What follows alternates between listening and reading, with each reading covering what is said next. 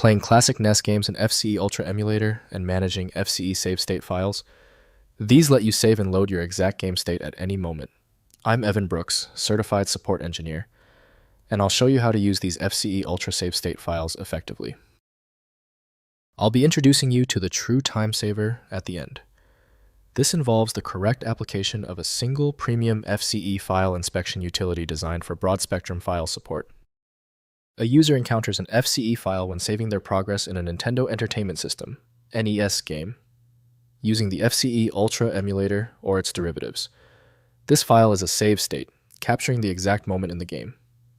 The user's intent is to load this file to resume playing from that precise point. The FCE file is a binary data dump of the emulator's memory state at a specific moment. It includes the contents of the NES's RAM, CPU registers, and PPU picture processing unit status.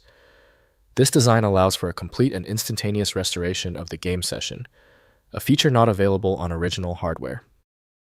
The native handling utility for FCE files is FCE UX by FCE UX Team. To unlock the full potential of this format, a dedicated program is required for rendering. Windows cannot preview gameplay resources, so accessing them must be done through dedicated tools. Begin the search for the specific application handler. Right-click the FCE file and choose Open With. Use FCE UX first. If it's absent, select another program. This test sequence is essential. When your FCE file does not open, it is usually a small issue. Let's systematically test the most common failure points to isolate the issue with your FCE file. First, loading an FCE Ultra.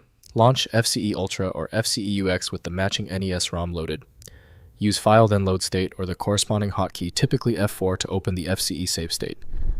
The emulator instantly restores complete game state, allowing continuation from the exact moment the state was saved. Next, managing save states. Use FCE Ultra's save state slots, accessible through hotkeys, F1 through F8 for multiple save points during gameplay.